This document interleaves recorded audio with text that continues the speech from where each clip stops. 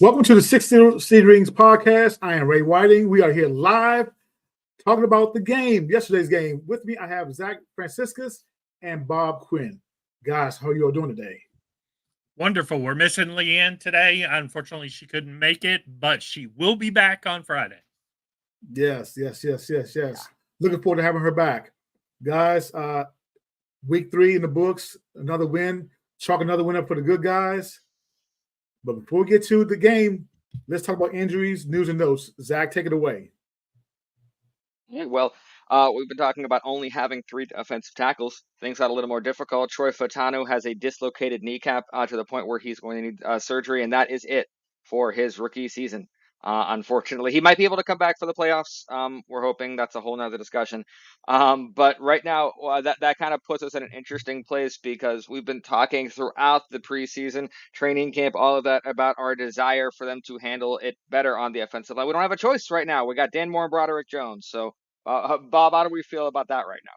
There's no point in complaining at this point because, unfortunately, it is what it is. Dylan Cook down the road is not a realistic option. I mean, that's an injury option. Spencer Anderson moving back to right tackle if something happens is probably the emergency plan at this point. Overall, I thought, the first half they had some problems. Dan Moore got beat like a drum on the Khalil Mack sack. He also got beat again later in the game when they called the roughing the passer. Saw some Chargers fans complaining about that. Look, we've seen enough of those as Steeler fans. If you chop the guy's head and neck area, I don't care that he was blocked into him. If you hit him in the head, it's going to get called. Does it suck? Yes, but it's going to get called. Broderick played pretty well. I thought the only, real, kind of issue I had, and Tony Romo pointed it on the broadcast, and he kind of blamed Dan Moore or Najee Harris for it, was when Derwin James blitzed and got the sack of Fields. I think if he was, a little more, he could have had his head on a swivel, maybe picked that up. He obviously blocked down to go after the end, and it gave it a free run. It was just it's just one of the plays that unfortunately is going to happen in football. Luckily, he's sitting Justin Fields, who's not brittle, and I thought Joe Starkey made some excellent points today, and we'll get into this when we talk about Fields later. I thought Fields, when he was dead to rights on a sack, didn't try to do too much, just accepted it and went to the ground without pressing or forcing the ball down the field. So, as far as the tackles go, hey, we could complain, but who's going to listen? It sure ain't Omar Khan in the Steelers roster. And at this point, I thought Spencer Anderson was hurt a little more because I noticed Mason McCormick's name being thrown out there since we're talking about the offensive line. But Bob, Mason McCormick wasn't in for injury. Why was Mason McCormick in there so much? They were putting him in the jumbo packages, which I loved. I thought, and really, when you looked at the running game, first half, it wasn't good. I mean, I think we had 10 yards at halftime, maybe even less. I want to say Najee was 9 rushes for 8 yards at one point. Then they put Mason on the field, and then all of a sudden, the thing I love about Mason McCormick and why I'm so excited to see him play next season, because he's not going to dislodge Isaac. He's not going to dislodge Daniels this year. I mean, maybe at the end of the year he might. Boy, does he play with a nasty edge. And you could see it. Like every play he was in, he was like Dayon Henley. He was kind of giving him the elbow and the rub and kind of holding on to the shoulder pad. I think a Mac one time. And I mean, he was letting him know, hey man, I'm on the field, and you're lucky I'm only coming in at the edge, because if I was a guard, I'd be kicking your butt. Well, we got a question already. Yeah. You were talking about that second half and the it working. Are we excited they opened up the playbook in the second half? And do you think they did? Is that what happened, or do you think what happened in that second? I thought they opened up the playbook in the first half because he ended up throwing the ball 30 times. And I think in the first half, it was more out of necessity. The first 2 3 and outs, it was like, okay, let's go run in a brick wall. Let's go run into a brick wall. And both teams were doing. And then Chargers had that nice drive that Justin Herbert gets paid a lot of money for a reason. That was a very nice throw. That's the kind of play a franchise quarterback makes to beat you. That was a perfect pass. He toasted Joey Porter on that. But they let Fields kind of throw the ball around, and there were a couple of key plays towards the end of the first half where Pickens on a third down with about 3 minutes left in the half, there was a ball sort of hit him in the hands.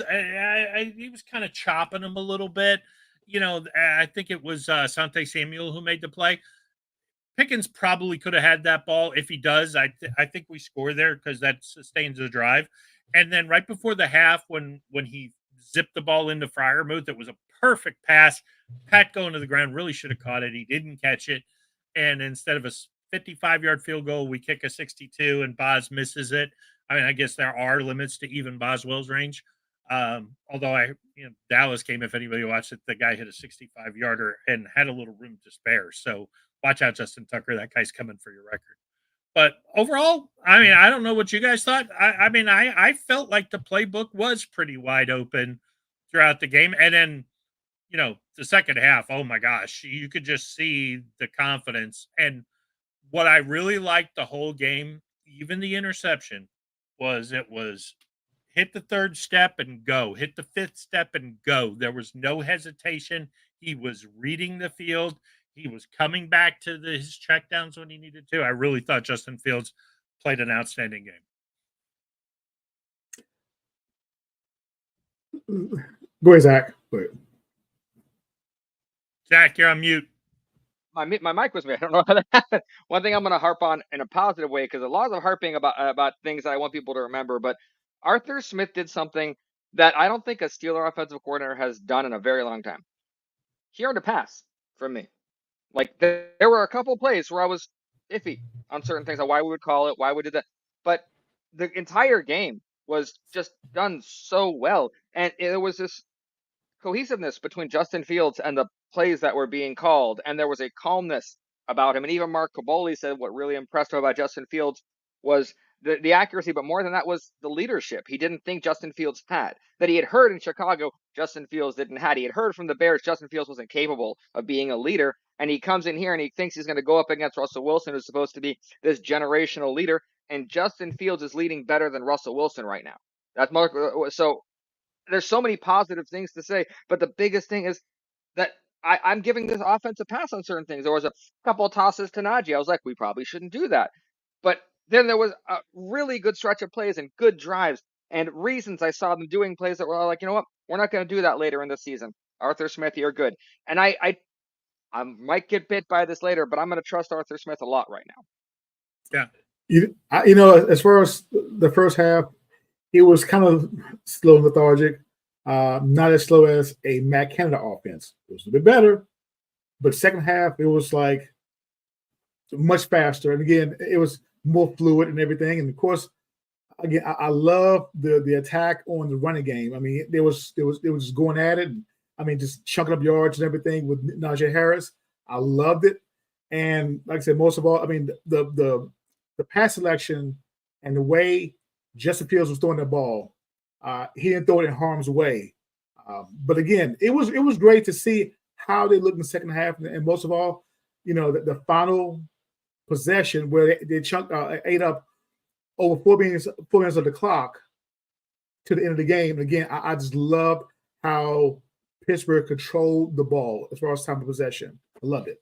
And it's important to know that something happened yesterday that does not happen a lot to Tomlin teams. We lost the turnover battle and won the game.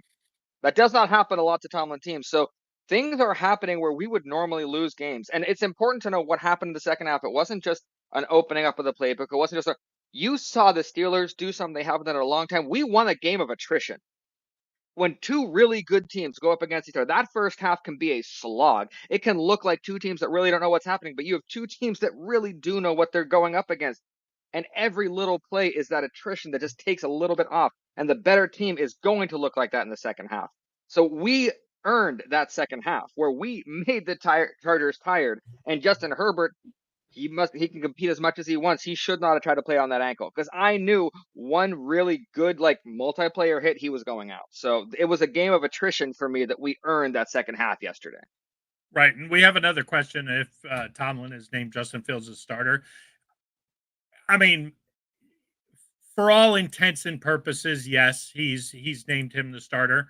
At this point, I don't think anybody in Pittsburgh media.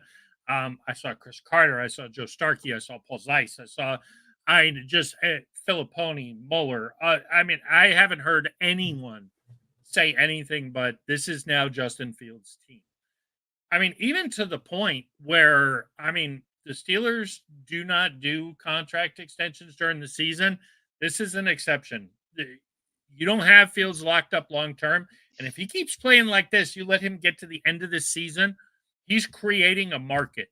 And you cannot let Justin Fields get to market if you're the Steelers. You have to go to him now. And I would offer him the Baker Mayfield deal today and say, hey, 3 years, 105, half of it guaranteed. Will you sign? Yes. Boom. Good. Then no matter what happens the rest of the season, we got him on lock. There's nobody in the draft who's going to be as good as Justin Fields this season for the Steelers to draft. There is no free agent that is going to be as good as Justin Fields for the Steelers to sign. He's younger than Bo Nix. Sign him. Sign him today. Sign him for what hopefully will be inexpensive compared to the nightmare that's going on in Dallas and Cleveland, where they're paying exorbitant money for nothing. And this isn't magic. Like I'll quote my sister Katie's boyfriend Justin. He was surprised it's taken this long for this Justin Fields to come out, because Justin Fields was very.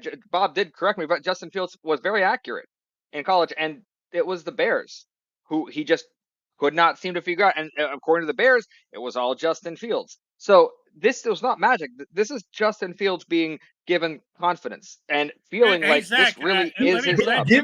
Let me interrupt you for a second, Zach. Zach, what's Chicago's record right now? I don't think they're doing too well, and I don't think Caleb Williams is exactly making them forget about Justin Fields like they thought it would. Sorry to interrupt. I was just curious how right Caleb now. Williams was doing.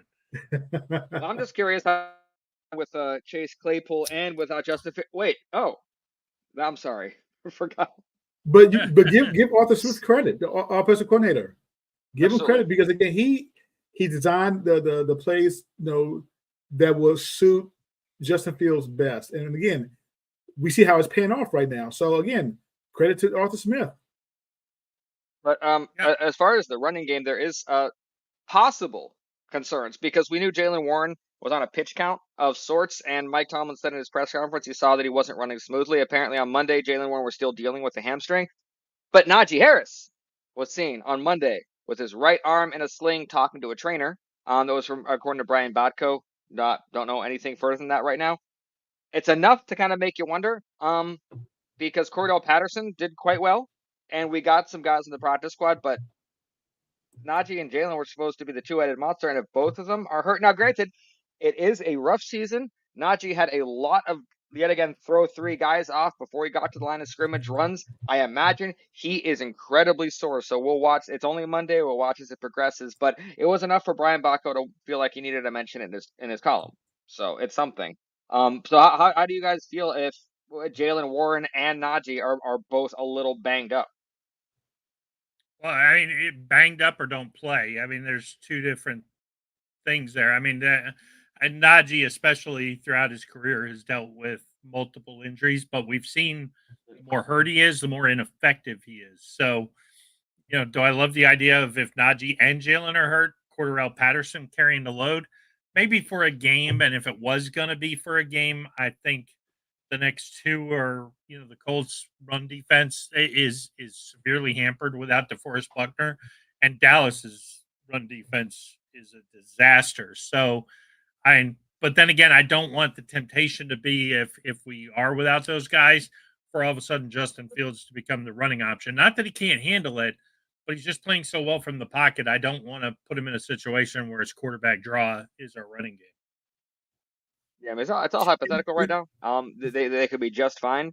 But I'm probably not going to put too much thought into it until later on. But it's enough to watch Najee's progression throughout the week. You know, they're saying that it was a matter of the two teams how strong they were in defense, and of course it was a big test between those two. Apparently, you know, of course, Pittsburgh come out on top, 20-10, and again, this right here it tells me that it's going to be a promising season for the Steelers. Well, but right now, they have an 80% chance of making the playoffs. Yeah, I mean, Tony Romo said it best about the game yesterday. I think that he kind of feels like the Chargers rolled into Pittsburgh and they just got Pittsburgh Steelered. I mean, they just ran over them, and you could tell throughout the game. And there's some scuttlebutt that the Chargers, one of the Chargers linebackers said today that he was appreciative that they didn't try to punch it in and run a play before the 2-minute warning. It's just, you know, they were worn out. They were done. I mean, you think about it. When we talk about, you know, let's talk about the defense for a second because Alex is out with a groin. I think Zach, he's undergoing an MRI today or tomorrow. He had an MRI today. He said he was still sore. He said he was feeling better, but every player is going to say they feel better, so take that with a grain of salt. But the MRI is we don't know yet. He had an MRI today, so we don't know how that's going yet. Right. Well, I mean, it's great with the depth of we have a true rotation now because Nick Herbig is ridiculous, and I think a lot of people saw it for the first time yesterday. Just how, and bear in mind, he's going up against Rashawn Slater, an All-Pro level left tackle, and he was, I mean, it wasn't close. He was coming off that edge. He's so fast. I think he's faster than TJ, and you know. They were kind of joking around about him, you know, TJ maybe being baby Nick instead of Nick Herbig being baby TJ. For those of you who don't know, Nick Herbig went to Wisconsin. TJ Watt spent a lot of time mentoring him while he was at the school. And it's, I mean, he plays just like him. And you could really see it on the where he came around and the strip sack of Herbig. I mean, it looked exactly like TJ chopping down on the ball. So, the Steelers defense there's a lot to like. I mean, the Chargers offense was a running offense. I think the first half, you could see it. They were on pace for 100 yards. The second half, the defense came out and just played lights out. But, you know, that was a pretty good offense. But when Herbig got hurt, it really changed the complexion of the game. The Steelers had no thought that Heineke was going to complete a pass, never mind move the ball on them. So they really, you know, it really made a difference in the running game. I thought the defense played pretty good overall. Not so great in the first half. Okay. Pretty good in the second half. I don't think they played their best game yet. Now, the 5 sacks, wonderful to see. But then again, you're also rushing a guy who I think a healthy Herbig might have escaped 1 or 2 of those. But hey, I'll take it. The 5 sacks was phenomenal. I'm just really impressed with how well the front seven it continues to play week in, week out. And Patrick Queen, special shout out. Man, I wish he'd held on to that interception, but best game he's played so far.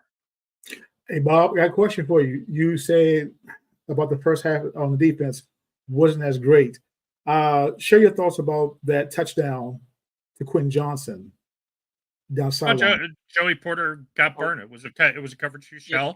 He should have dropped. Yeah, he should have dropped. Herbert did a great job looking to the flat. Porter bit on the flat route, and he just let Johnston go. And I think it was Minka was on that side. It might have been Deshaun Elliott.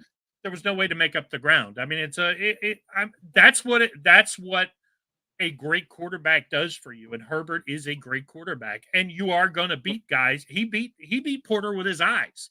It was a good throw, but he set it up by making Porter bite, and there was that hole in the cover 2. Romo talked about it during the broadcast where he just hit him right down the sideline, and it's a perfect pass. It's how you beat cover 2 or you beat it in between the safeties deep down the middle. It's going to happen. We're not going to shut every team out and put us down 7-0, and that's why when Foxborough asked earlier about the playbook, they kind of opened it up then. I mean, once they scored the touchdown, we went right back down the field and scored a field goal.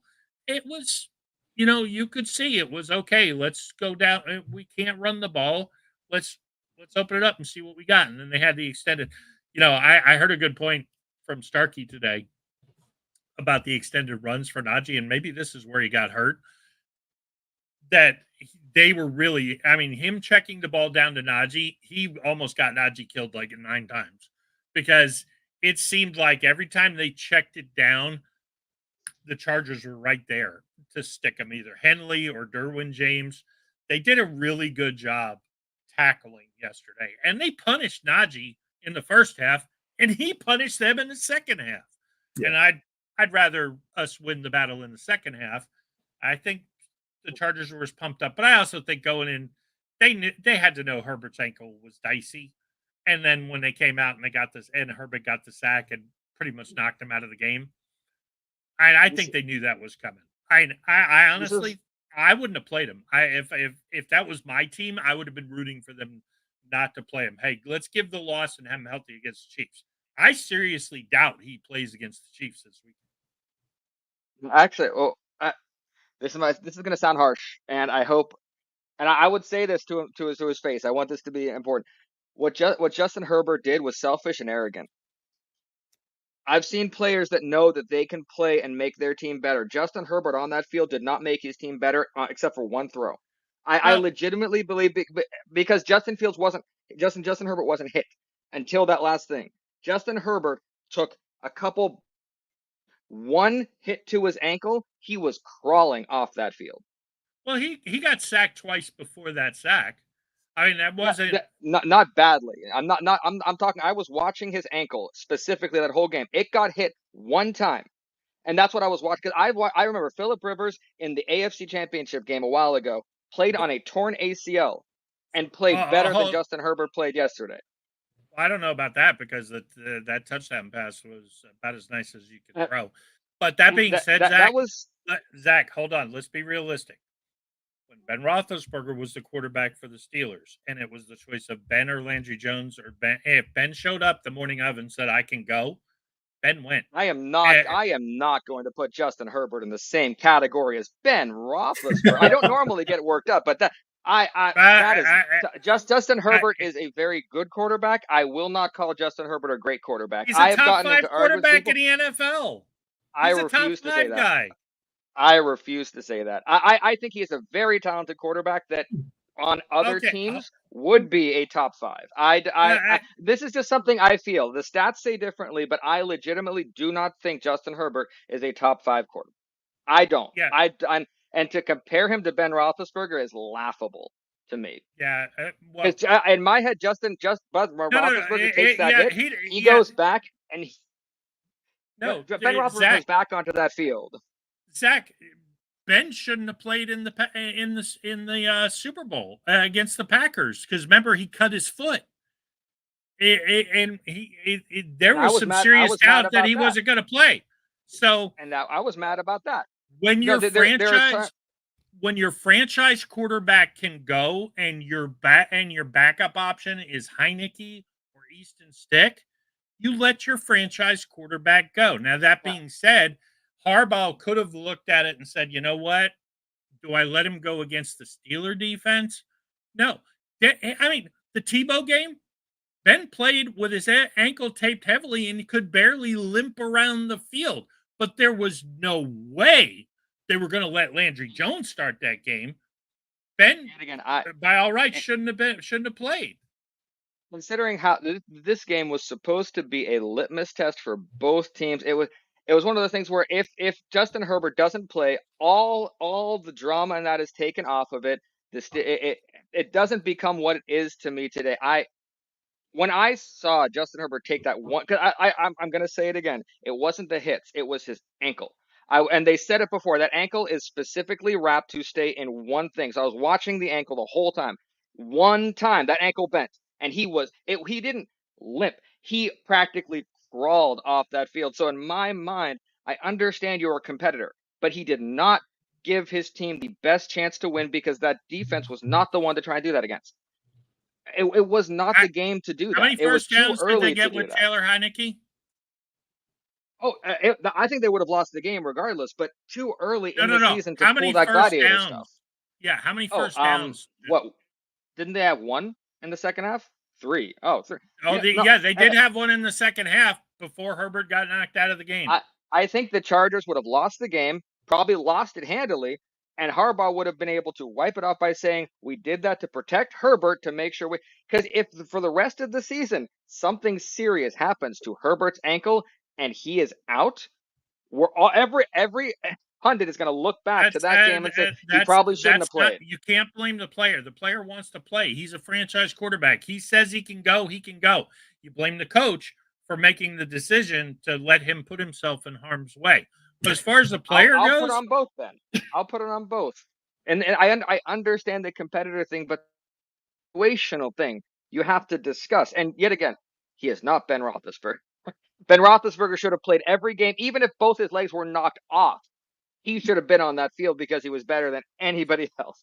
Justin Herbert is not Ben Roethlisberger. Justin Herbert is better than anybody else on the Chargers roster. He's a top, whether you like it or not, he's a top 5 quarterback in the NFL. There's not. He was better. It's a preservation thing to me. Top 7. It's a big picture thing to me. It's a preservation. It's from a team that's in my head that's not thing for Ben. Because yet again, Ben was that you could see Ben was different. It wasn't. Justin Herbert is not close to Ben Roethlisberger. I can't. In my head, it's like I'm amazed that is a discussion point. Well, Zach, because you're trying to compare the two players when they're two franchise quarterbacks. And if you look at Herbert's injury, I will say Justin Herbert is absolutely a franchise quarterback. But I so see you franchise don't bench your quarterback as different. quarterback if he can go. And bear in mind, Herbert's played with a torn labrum. He's played with broken bones. The guy is tough. He's very tough. Look at some of the games he's played with his injuries. I mean, it's very Ben-like, and he's a big guy too. And he's fast. He's mobile. He uses his arm. He uses his scrambling ability to throw down the field. It's a lot closer than you're giving him credit. It wasn't a toughness thing. It's a big picture. Like in my mind, when a team is regularly preparing for a Super Bowl, like the Kansas City Chiefs, they're thinking 3-4 games down the line. They're thinking roster control. They're thinking, are my guys ready? And that game, that was an early game to pull out gladiator stuff. And that in my head, I could be wrong. I could be very wrong about this, but in my head, Herbert. You're killing Herbert for stuff that Ben did all the time. And big picture things, there were plenty of games where Ben probably should have sat. Yet again, the second you say Ben, go in the Super Bowl. I see both sides of the argument here. I'm serious. I see both sides. Yeah. There are very few things they get very protective about. I do not compare Ben Roethlisberger. I think Ben Roethlisberger is incredibly underrated when it comes to his ranking in top quarterbacks in NFL history. So I get very testy when people start comparing people that I think aren't close to Ben Roethlisberger. Yeah. Well, I mean, flatly, Herbert has had some pretty incredible success at the beginning of his career versus Ben's career. Ben just had the wins. I mean, you look at just strictly passer.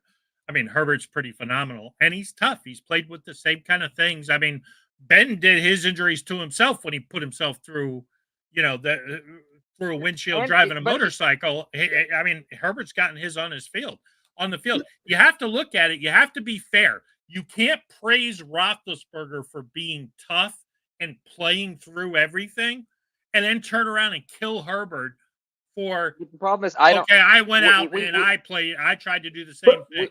We see it different because if I'm gonna put it very bluntly, I would say the reason Ben Roethlisberger is do that is because he was better. He was a better player and a better quarterback than Justin Herbert was, and the reason Justin Herbert can't do that is I would tell him, Zach, you got that wrong.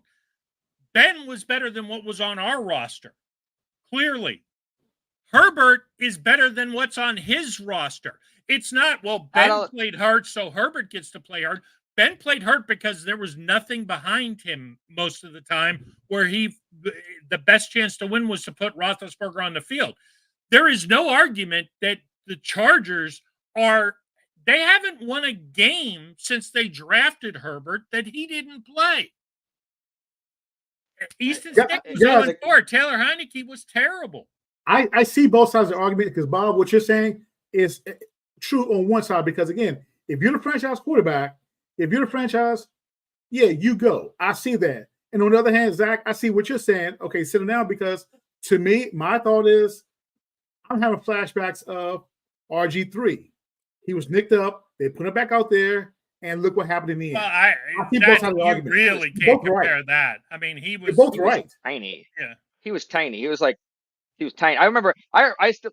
And every time anyone mentions RG3, all I think of is I see his leg go to the side, and I think of I said out loud that you are not a big enough quarterback to do that, buddy. That was the first thing I said. I'm like, sorry, bud, you are not big enough to do that in the NFL. So it's a different thing. So when we break it down, and it's not a comparison between Ben Roethlisberger directly and Justin Herbert directly, and it's a team thing, I will agree with you. At that point, that's why I'm not saying Justin Herbert is better than Ben. I'm saying that if that was Ben, he would have played. So I can't crucify Herbert for now. Here's where you can crucify Harbaugh because if Ben said to Tomlin, and it was more likely Ben would say, "Hey, I have a concussion. I'm not playing." That even after Tomlin planned on him all week, than it was for Ben to show up on a Sunday morning and say, "Hey, man, I know I can barely walk, but I feel pretty good today. I think I can go." And I think that's what Herbert did. I think he felt good enough in the morning. He got a shot. He got tape, and he said, "Hey, let's give it a whirl." And honestly, for a quarter, it worked. That's probably why I'm not in a front office or on an NFL sideline, because at that point, my only thought is big picture. My thought is if this guy's our franchise quarterback and he is the reason we need to get places, way too early for him to pull this glide. And you're right. That's Harbaugh's thing where I would have told Justin, sorry, bud, not your call. Sit. If we lose this game, we lose this game. Let's take the shine off a week 3 game and go for it because so I absolutely understand. So I will turn it to Harbaugh and kind of wonder why that big picture question, or maybe it did happen. And maybe Harbaugh said, you know what, big picture aside, this game is worth it to me. A decision was made that I don't understand when it comes to that because when I saw him hit and that thing, first thought was, oh, you should have been on that field. I didn't want to win that game that way. I don't think we won because of that. We would have won anyway, but I didn't want that to happen because somewhere out there, someone's saying, oh, they won because he left. If anyone's saying that he left late in the third quarter, calm down. So, But as far as getting off the quarterback thing, we are talking about a Pittsburgh Steelers defense that coming into that was actually not the best defense in the NFL. The Chargers were technically the best defense in the NFL coming in that game, but we were the ones that had 5 sacks. And we had 5 sacks.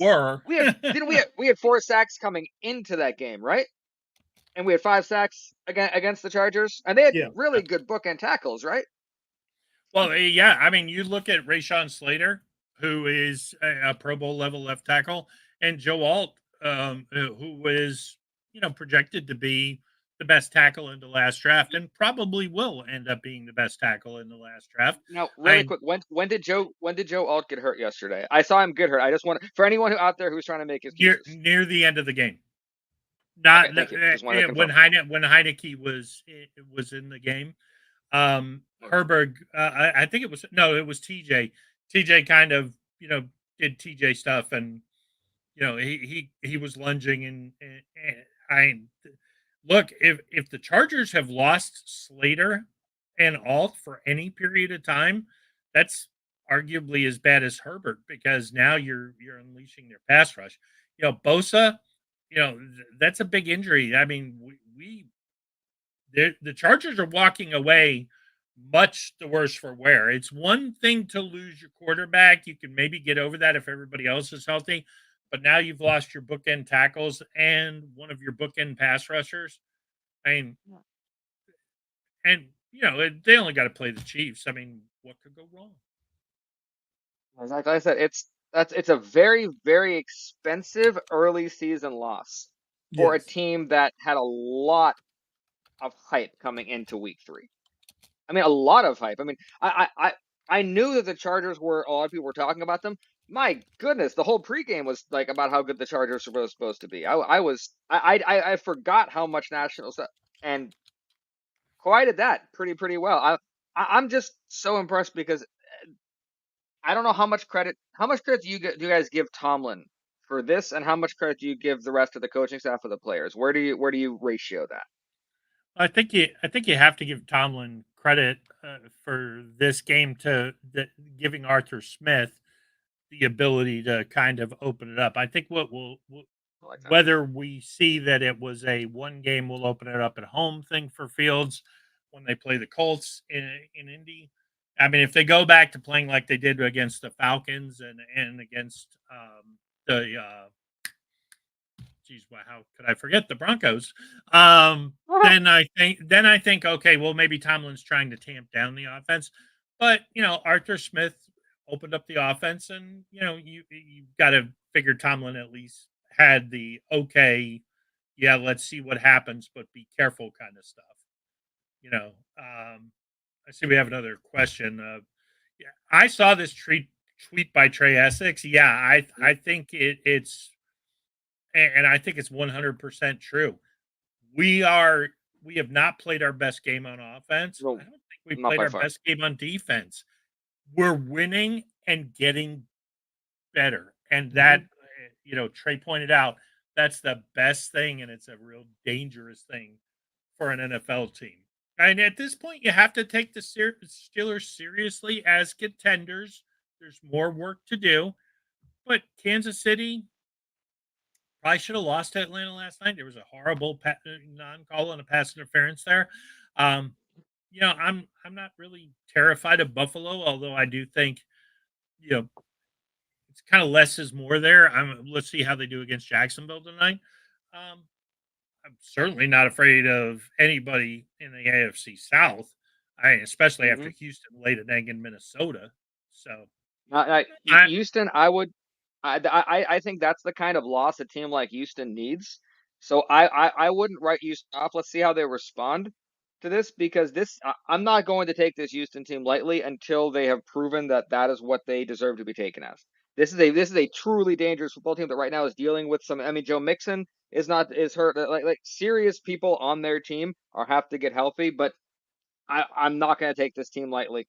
I can't. That's a dangerous team to take lightly right now. They're going through some growing pains, but I want to see how they The respond. season's early. It's too early. I mean, really, I would say wait about 6 weeks later, and not for the see how it AFC, not for the AFC South. I mean, the Colts are terrible. I mean, Yes. As Anthony a whole, yeah. Richardson. Yeah, I mean that team is Jonathan Taylor. I mean, Anthony Richardson, I've said it before, I'll say it again. He didn't complete 50% of his passes in college. He's not all of a sudden going to learn how to be accurate in the NFL. It's not going to happen. Colts fans they have these visions of Cam Newton in their head. Newton was a good passer. Anthony Richardson is not a good passer. He's big. He's fast. That's about it. Tennessee, maybe if they put Mason in, maybe they'd have a chance, but they're 0-3 and headed for maybe 2 wins with Will Levis. Jacksonville has to win tonight. If Jacksonville wins, maybe there's a race. But bottom line is, you could have them at 2-1, everybody else at 0-3, and I'm sorry, nobody in that division is catching Houston with a 2-game lead. Well, I wouldn't necessarily sleep on the Colts. I'm sorry. I'm having flashbacks from last season. They're terrible. Colts are terrible. Awful. Their quarterback is terrible. They have slow wide receivers, and their defense is hurt. Their best defensive player is out for 6 weeks. They'll be 2-6 if they're lucky. And we said the same thing about the Patriots last year, and we lost to them. I understand. Don't sleep on them. Right. Last year. That's last year. Right. Apples and oranges. We're not talking about the Steelers playing them and taking them seriously. We're talking about their chances in the AFC South. They have no chance to win that division. They have no chance to make the playoffs. The Colts, and that's great. But I'm talking about playing them this Sunday. Yeah, that's totally different, right? That's completely off topic. We just said they have no chance to win the division. I mean, they're next on the schedule. We need to take them seriously, but they stink. They stink. They are probably as bad as Tennessee is. At least Tennessee has Mason on the bench, where maybe they could be pretty good if they put him in. Yeah. The Colts don't have that option. The Colts are a trap game. That's the way the Colts' ability does not worry me. Yet again, I'm hoping by the end of the season I'll get over that trauma. But trap games with Tomlin are just something I'm worried about. And in that case, Ray, that's my only worry is a trap game with the Colts. I'm not expecting it. I'm not expecting it because. Yeah. But again, Ray, that has nothing to do with them being a bad team. Just because Arizona beat the Steelers last year doesn't make them a good team last year. Okay. That's a good point. Now, the one thing that is happening slowly is the Steelers, our first two wins aren't looking as shabby as they did. I mean, as we're winning and as we pass our litmus test here, the Falcons are just progressively showing that, yeah, we made the Falcons look bad, a lot worse than they actually are. And Bo Nix definitely was better than we made him look. So the Broncos are not a good football team, but the Broncos played a lot better than they did against us. Yeah, I think Tampa had a lot to do with that. I mean, they played pretty bad. They did, and that's something. And that's something and we didn't do that against Denver. So there's at some point, and I don't think it's going to happen yet. Like I said, maybe I agree with Ray. Maybe about week 6 or so, people are going to start having to give the Steelers some props. The more we win, especially if we go into the Colts and beat them like we should. I mean, because I don't want this to be another close. We should beat the Colts and beat them good. Like our defense should not have much of a problem. Yeah, but that's for later in the week. Yeah, I mean, there could be fluky things that happen there. I mean, a road game is a road game is a road game. As long as we win, I don't care. There's no style points. I mean, in the NFL, the following week against Dallas, night game, Dallas at least has some stars and some high-powered offense. I think their defense is terrible, and that will win. I think there's a better chance we beat Dallas by more than we beat the Colts. And then we'll kind of see. I think the next kind of are we any good? It's not going to come until we play the Jets, and then it will be. Dallas's defense isn't very good. The Colts the Colts stink.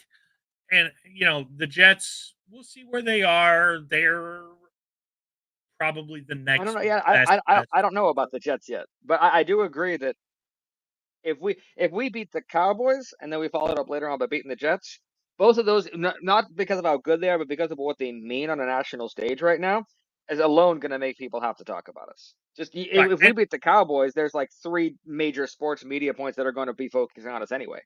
So it's. Yeah, go ahead. That being taken seriously on a national stage doesn't really matter, but to me, I like that credit. Yeah, bottom line is we got to be at least 7-2 to have a realistic chance of winning the AFC North because of the way the second half of the schedule breaks down. But oh my gosh, I mean, how upset is then again, maybe the NFL kind of likes controversy, so maybe they're not too upset. I mean, we're going to be the boring old first place Steelers, and they're going to have Deshaun Watson and Lamar Jackson and Joe Burrow, hopefully, knock on wood, to talk about saying, hey, did the rest of the AFC North, spend their money poorly at the quarterback position? Lamar's got 2 MVPs, but bottom line is he can't beat the Steelers, and he doesn't win playoff games. Joe Burrow, if he's healthy, but I mean, I'm sure everybody's seen the thing on Twitter or X or whatever you want to call it, where he can't even hold a water bottle in his throwing hand. I mean, and Deshaun Watson, I didn't think Cleveland could out Cleveland, but they somehow figured out a way to do it. Let's remember, I kind of see this season the way I see a lot of video games that I play. This first half of the season is a side quest. This is not the main quest. This is about building as many wins, getting as many wins, however we can get them. And the cool thing is, our strategy has kind of changed a little bit because I was going however we can get them haphazardly, but like Krasik says, we're not even close to what our full identity is going to be. We're not even close to our full confidence. Justin Fields isn't even close to what he's going to look like at his peak, and we are winning football games. Like, I'm playing well while we're doing it. So I'm hesitant to kind of buy into it. I'm very skeptical about this, but I was talking to Dave from Steelers Sanctuary, and last time we remember quarterback play that made us feel like this is around, what, 2017? We were thinking around that time? No, What, 2018. Ben had some nice 2018? games in 18. Yeah, 18. Yeah. 2018. But it was when We didn't Justin make Fields the threw the playoffs football. because of Mike Tomlin, but Ben had some Yeah. nice games. Exactly. So I'm excited about what this team could look like when we get to that point. Because if we look like this, all the things I was going to be worried about, the Hard Knocks distractions, the ridiculous game after ridiculous game, a lot of them on primetime, all of that, I kind of feel if this team keeps heading in that direction, not only will we be able to handle it, we're going to be really, really well prepared for it. I mean, like, this coach, if Mike Tomlin's delegating like it looked he is based on what that last game looked like, I'm gonna be pretty confident in what we can do as a coaching staff. Yeah, I mean, and to run the division, I mean, the Browns already are playing terrible offense, and their offensive line, which is highly paid and should be good, has not been. But Wyatt Teller, All-Pro guard, is out for at least several weeks, maybe the season. I heard a serious discussion today from Starkey, saying that if he was Jimmy Haslam, he's got all that money, he should just eat it. He should just say, "Hey, I made a bad decision. I shouldn't have done this. We're out of the Deshaun Watson business," and just start over. They have their first round draft pick this year. They're good. I mean, then again, if they do cut ties with Watson, Jameis Winston might actually win a few games for him. So, and how you lose to the Giants yesterday, and the Giants did everything they could to give them the game in the second half. They played it was 3 and out after 3 and out after 3 and out, and then even then they got the ball in deep in Cleveland territory, 48-yard field goal to ice it. The kid misses it. I mean, but they won because Deshaun Watson, I'm sorry, he's not good. I mean, I feel bad because in college and with Houston, I thought he was pretty good. But, I mean, that's a guy who really ruined his career. Hard to call him a bust because he was a Pro Bowler. He had some playoff success, but sure was a bust in Cleveland. Is he one of the biggest busts? Well, he's not. You can't really call him a draft bust. I mean, it's the worst contract in NFL history. We could sure say that. No doubt. 230 guaranteed. That's. I think at this point, there's pretty much, as far as I can see, there is one person who is still sitting around in his basement grumbling about how the Steelers could do better and how they should. So I want to send Mark Madden a little love because dude needs to calm the. Be happy for one day. One day a year you're allowed to. Mark. So goodness gracious, but because right now I think the Steelers aren't just playing well; they're earning back. At least with me. A lot of the trust has been broken over the last little bit, and it's a slow process. It's like earning a pass on a couple plays has taken 3 weeks to do. So I'm looking forward to what this team is going to continue doing because it's not just the wins that matter to me. It's getting back to showing that you actually care about winning playoff games, and you actually care about building a cohesive football team, and you actually care about having players and coaches in the right spots. And that's what this team has done. So my last comment for the recap thing is that I'm happy about the direction things are going, and if it keeps going this way, the second half is going to be exciting to watch. Yes, I agree. Yeah, I'm all about the Trey Essex quote. I think this team is getting nothing but better. It's a work in progress, and we're 3-0. So, where we're going to be by midseason, I think is going to be very interesting to see. The real question will be is if Tomlin lets it continue to grow and let Arthur Smith continue to expand the playbook for Fields so that, traditional trap games that we don't play, I heard today from Paul Zeiss, it feels like the Steelers have been playing. Oh, I'm sorry, it was Bob Pompiani. Steelers have been playing not to lose for a long time. Yesterday looked like they were playing to win. So it's going to be interesting to see if we keep that mentality when we go on the road for winnable games. I mean, Colts, Raiders, Cowboys, that's at home. Those are winnable games where aggression will pay off. So, and being aggressive doesn't mean throwing the ball 90 times against the Cowboys. It means running the ball straight down their throat. Let's see how good Micah Parsons is trying to tackle Najee and Jalen. All right. Yeah. Well, thank you for everybody who showed up today. And Ray, take us out. All right. Hey, guys, thank you all for coming on. And thank you all to the viewers. Thank you for tuning in. Like, share, and subscribe to our channel.